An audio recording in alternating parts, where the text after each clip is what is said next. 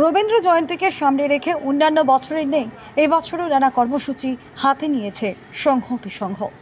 তারই অঙ্গ হিসেবে রবিবার এক বসে আঁকো প্রতিযোগিতার আয়োজন করা হয় কচিকাঁচাদের মধ্যে।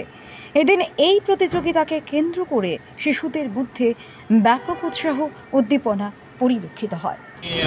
সংহতি সংঘের পক্ষ থেকে আপনাদেরকে 163তম রবীন্দ্র জয়ন্তী উপলক্ষে আমাদের যে অনুষ্ঠান করা হয়েছে, আজকে আপনারা এসেছেন, আপনাদের নিউজ চ্যানেলকে এবং সমগ্র ত্রিপুরাবাসীকে অসংখ্য অসংখ্য ধন্যবাদ।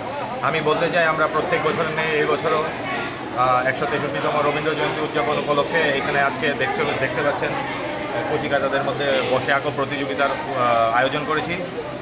আমরা আজকের এই আয়োজনকে কেন্দ্র করে ব্যাপক সাড়া পরিলক্ষিত হয়েছে বাচ্চাদের মধ্যে। তো তাছাড়াও আমাদের এই 2-3 দিন ব্যাপী আমাদের অনুষ্ঠান রয়েছে। মূল অনুষ্ঠান আমাদের 25শে বৈশাখ অর্থাৎ 8ই মে বুধবার সন্ধ্যা 6টা থেকে আমাদের রবীন্দ্র জয়ন্তী যে মূল অনুষ্ঠান, ওটাতে রবীন্দ্রসঙ্গীত, রবীন্দ্র নৃত্য, তাছাড়া এলাকার বড় জ্যেষ্ঠদের মধ্যে ওদেরকে সম্মান প্রদান করা হবে ক্লাবের পক্ষ থেকে। আমি আপনাদের মাধ্যমে রবীন্দ্র জয়ন্তী উপলক্ষে ত্রিপুরাবাসীকে 163তম রবীন্দ্র জয়ন্তীর অসংখ্য অসংখ্য ধন্যবাদ এবং অভিনন্দন জানাচ্ছি।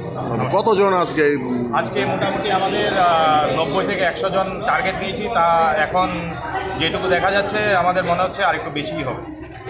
কি আপনার নামটা? আমার নাম দেবজ্যোতি দেবনাথ, আমি সংহতি সংঘের সাধারণ সম্পাদক।